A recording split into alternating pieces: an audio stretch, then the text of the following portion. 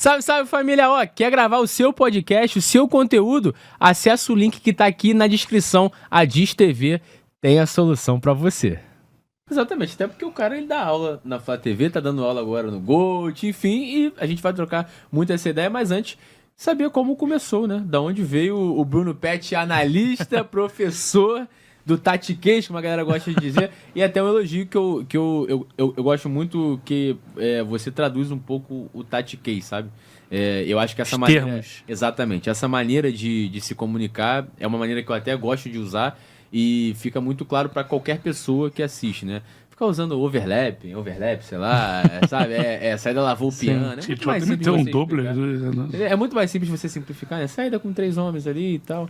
E até um elogio a isso que colabora muito. Mas da onde veio essa paixão pelo jornalismo, pelo comentarista, enfim? Pela análise, né? Então, primeiro ponto, você falou jornalismo. Primeiro ponto, eu não sou jornalista. Não cursei jornalismo. Mas você tá ali no meio. Eu diria que eu tô na parte de comunicação hoje. Sou um comunicador, não necessariamente um jornalista. Até porque se eu te falar no que eu sou formado, cara, eu vou te dar 300 chances e você não vai acertar. E eu também. Cara, eu sou geofísico de formação. Geofísico de formação. Trabalhei 6 anos na área, embarcado. Nunca gostei, odiava e larguei tudo pra viver do sonho de trabalhar com futebol. Eu ali. Você também vai por esse caminho? Eu sou técnico em mecatrônica, trabalhava numa multinacional e não era feliz também.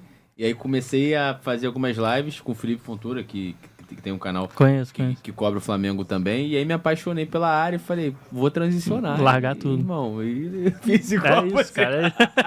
É mais ou menos por aí também. A gente trouxe aqui o nosso amigo que você conhece também, o Falso 9. Sim. Que é engenheiro. Ele atua na área, até onde eu me lembro, ele ainda atua na área. Ele falou que tá cada vez saindo mais pra viver de um sonho. Não é uma decisão fácil. Não é uma decisão fácil. Na época eu não tinha filhos, por exemplo, então era mais fácil. Mas... Cara, assim, eu comecei conversando de futebol, fazendo lives também. Na época, as primeiras lives que eu fiz foi na época no Coluna do Flamengo. Isso foi 2017. Acho que foi 2017. Foi o ano que o Diego chegou no Flamengo. Foi 17? Foi 16. 16? Diego chegou em 16 e o Everton Ribeiro 17. Então foi 16. Foi ali, meio do ano de 2016, fazendo lives e tal. Eu ainda atuava na minha antiga área ainda. Na época eu estava desempregado, então tinha um pouco mais de tempo para poder fazer as coisas. Depois eu até arrumei um outro emprego e diminuí um pouquinho, mas ali já começou a me abrir os olhos. Eu falei, cara, eu gosto disso aqui. E assim, o que eu acho mais engraçado é que eu não estudei pra caramba para depois começar a fazer. Eu comecei a fazer sem saber nada do que eu sei hoje. E com o processo eu fui tomando gosto e fui estudando cada vez mais. Então assim, cada vez que eu tinha ali uma folguinha do trabalho e tudo mais, eu fazia um curso, buscava ler livros, comprava livro para poder ler, ficava consumindo conteúdo de uma galera que é mais voltada para essa parte de análise, que era o que eu gostava mais. Acho que futebol tem várias formas de você falar futebol, tem vários métodos de comunicação, tem galera que gosta mais da zoeira, tem galera que gosta mais da análise. E o que eu mais gostava, o que mais me chamou a atenção foi a parte de análise. Então eu fui estudando cada vez mais, fui crescendo até chegar a um ponto que eu falei, cara, eu acho que eu quero passar mais tempo fazendo isso, não só que seja um hobby, né? As redes sociais já tinham começado a dar ali uma crescida, ganhar certa relevância. Aí eu decidi largar tudo, mas assim, larguei pra lugar nenhum, pra viver o sonho mesmo, vou ficar desempregado um tempo. Mas aí logo depois surgiu a Flá TV, cara. A Flá TV fazia muitas análises de Flamengo, né? Sempre falei de tudo, mas Flamengo, como é o time que eu torço, acompanho mais, sempre fiz. E aí a Flá TV me convidou pra ir como convidado uma vez. Aí fui uma outra vez, na terceira vez, e depois de um tempo eles me chamaram pra ficar fixo. E aí foi quando eu efetivamente passei a viver e botar o pão na mesa com o futebol. Exatamente. Botar o pão, galera. Pão. Você tá com o fone mais baixo, né? Ter alguma o pão, coisa aí. Pão, é importante. O pessoal vai reclamar que tu passou pelo Zona, rapaz. É verdade, passei pelo Zona Rubro Negro também. Isso agora. Foi antes da Flá TV? Foi antes. Foi antes do Zona, foi antes da Flá TV. Eu passei pelo Coluna, depois do Coluna teve algumas reformulações, aí uma galera saiu do Coluna, montou o Zona. Eu não entrei lá a princípio, que eu tava enrolado com as questões do meu antigo trabalho e tal. Mas depois comecei a fazer ele até de forma fixa e depois surgiu a Flá TV. Aí eu saí do Zona e fui pra Flá TV. Mas esse do Coluna, como é que foi? Como é que foi assim? Já era do Simon? Cara, então, né, já era assim, tava começando a rodar, a ter essas mesas redondas, essas coisas, esses conteúdos de YouTube voltado pro torcedor, né, na época. Ainda era uma coisa meio embrionária, não tinha ninguém estourado, ninguém bombando. 2016, isso já tem o quê? 8 anos. Muito tempo. Então tava começando. E aí eles abriram... Nem o Flamengo, né? Não, exatamente. E aí eles abriram um canal com uma mesa redonda que eles falavam. Eu acho que era 1 ou 2 vezes por semana. Na época não tinha nem live ainda, pra você ter uma ideia. Não existia live, era tudo gravado. E aí depois subiu o gravado. Uhum. E eles começaram a fazer umas mesas redondas. E eu, viciado em Flamengo, como eu sempre fui, consumia tudo que tinha de Flamengo, que eu via pela frente. Principalmente quando eu trabalhava embarcado, que você não faz mais nada além de trabalhar. Então, fica mais direto, né? Então, o tempo que eu tinha ali acesso ao computador, eu ficava vendo notícia e tal. E aí vi que eles começaram a fazer essas mesas redondas. Eu falei, pô, legal. Aí comecei a assistir. E quando passou, acho que uns 2 meses que eles já estavam fazendo, eles abriram, se você assiste a gente e tal, quiser participar um dia, manda e-mail pro e-mail tal. Aí eu mandei e-mail. Na época eu já tinha ficado desempregado. Uhum. Aí eu mandei e-mail. Falei, cara, eu tô de bobeira, tô fazendo nada, tô em casa. Mandei e-mail. Aí eles me chamaram. Aí eu fiz a primeira vez, os caras gostaram. Falaram, pô, você quer voltar? Eu falei, quero. Aí depois eles me chamaram pra virar colunista e tal, e pra virar fixo. Dali pra frente, fiquei um tempo lá, fazendo as mesas redondas. Sempre assim, né, cara? Comigo foi assim também. Muito legal, né, cara? Como é que considera a sua primeira oportunidade? Isso é importante, né, cara? Isso é importante. A primeira oportunidade, assim, sou sempre muito grato a todo mundo que me deu a oportunidade, inclusive ao Coluna, depois ao Zona, a Flá TV, porque não é todo mundo que tem a oportunidade, que tem as portas abertas, né? Às vezes alguém demora um pouquinho mais, não consegue abrir a porta, e aí às vezes acaba desistindo de um sonho, então... E essa correria da tua profissão, que paga a tua conta, pro teu sonho é muito complicado. É difícil pra caramba. Também Cara, eu fazia live, aí eu tava no trabalho fazendo corte e operando máquina. Pra tu ter uma ideia. Era loucura, irmão. Fazendo corte, escutando aqui, aí a máquina parava, tinha que fazer manutenção, não sei o quê.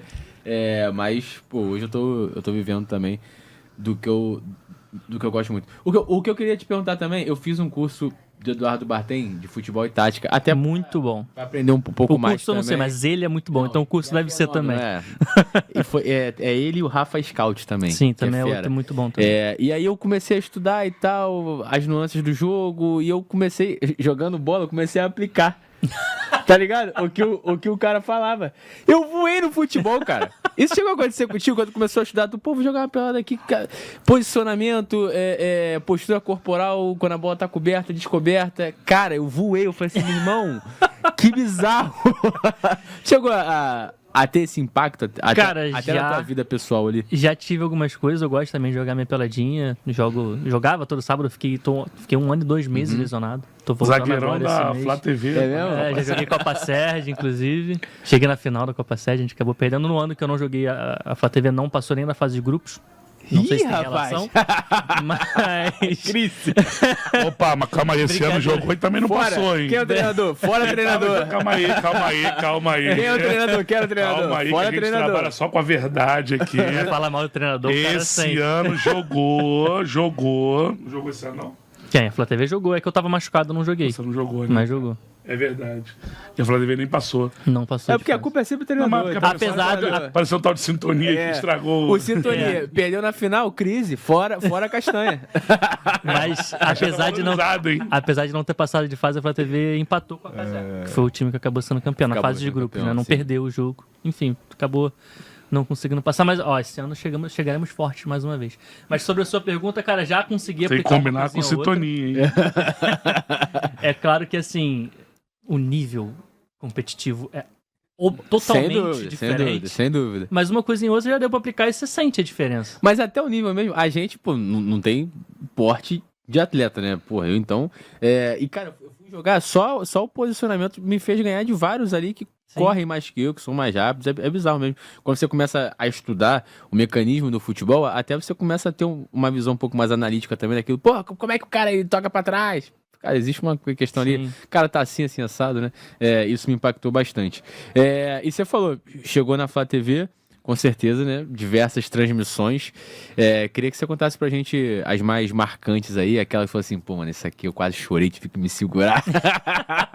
Que a emoção vem porque você falou, flamenguista fanático. Sim. E aí, meu irmão, vivendo o jogo ali, comentando, pô, deve ser uma loucura. Cara, foram as minhas primeiras experiências comentando, de fato, Sim. um jogo de futebol. Porque quando você faz mesa redonda, você comenta o pós ou você comenta pré. Tu tem tempo de estudar ali, né? O ao você vivo é estuda o brabo. pré, você estuda o pós. E por mais que seja ao vivo, você fala depois que tudo aconteceu ou antes das coisas Sim. acontecerem.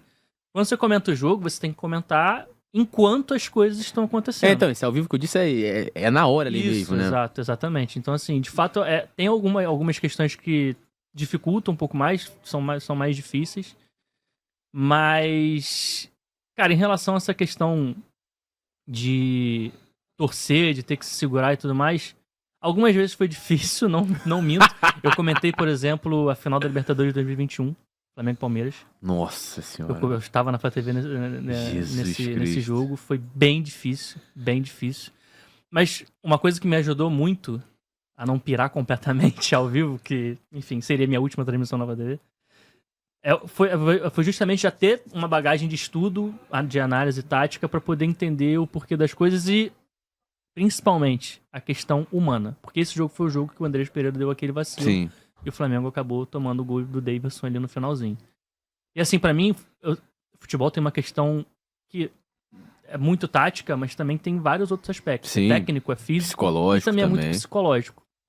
E a forma com que eu vejo 99% das pessoas que falam ou se propõem a falar de futebol, seja na televisão, seja na internet, em qualquer lugar, no Brasil, é de uma forma muito pesada. É normalmente na Passional base... ali? É passional, Muito mais. passional e às vezes nem é passional, às vezes é só pesado mesmo. É o cara descontando as frustrações da vida no futebol. E muitas vezes caras que têm bagagem, têm tamanho e aí influenciam muita gente. Então acaba que tratam os profissionais que estão dentro do futebol, eu acho que de forma muito pesada, como se eles não fossem seres humanos, como se eles não tivessem sentimentos, como se eles não tivessem o direito de errar.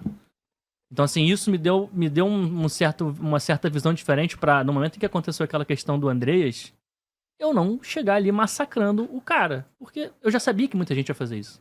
Então, do meu ponto de vista, eu precisava contrabalancear de uma outra forma. Cara, acontece no futebol. É claro que quando acontece numa final da Libertadores, vai ser muito mais pesado. Sim. E eu não tenho dúvida que se ninguém falasse nada, ele já devia estar mentalmente quebrado. Ninguém precisava falar nada. Ele já estaria quebrado mentalmente por conta ele sabe que falhou. Ele sabe que teve problema. Então por que vai ter mais gente dando porrada? Por que vai ter mais gente pesando isso, deixando a situação mais complexa, mais difícil? Aí é uma questão particular minha. Uhum. Eu prefiro não agir dessa forma. Então na própria transmissão ali, mesmo com toda a carga emocional, com toda a passionalidade que tem, por mais que eu seja comentarista, eu também torço pro Flamengo, eu consegui ali segurar Equilibrar, né? Equilibrar e falar, cara, acontece. E de fato acontece. E uma coisa que eu falei ao vivo, e depois eu revi esse jogo já. Passei por isso, parei pra Nossa ver esse senhora, jogo eu de novo. nunca revi esse jogo. Eu já parei pra rever. Foi o maior surto da minha vida. E assim, eu falei ao vivo, até aquele momento, o Andrés era o melhor do Flamengo em campo. Ninguém naquele jogo tinha jogado mais do que ele. E aí acontece aquilo. Cara, faz parte. Futebol. Eu até falo assim, pra mim o Arrascaeta jogou muito bem aquele jogo. Eram os dois melhores. E aí vai um pouco de opinião para um para outro, mas de fato o André jogava bem aquele jogo. Sim. E era um dos melhores. Pra mim, ele e Arrascaeta eram os melhores em campo, pra você ver. Né? Aconteceu agora, claro, devido às proporções, não tem nem como comparar. O único gol que o Flamengo tomou no ano foi um erro na saída de bola. Um erro do Pulgar, na minha avaliação. Agora, Falando do gol do Milionários. né? O Rossi força uma bola que não tinha necessidade, né? A meu ver, na minha avaliação, mas o Pulgar erra o domínio e depois dá um carrinho, que acho que faltou oxigênio no cérebro ali na altitude, na corrida, que dá um carrinho desproporcional e toma o gol. Claro que eu não estou comparando um jogo de estreia de Libertadores com a final da Libertadores. Sim. Mas é para provar que erros acontecem.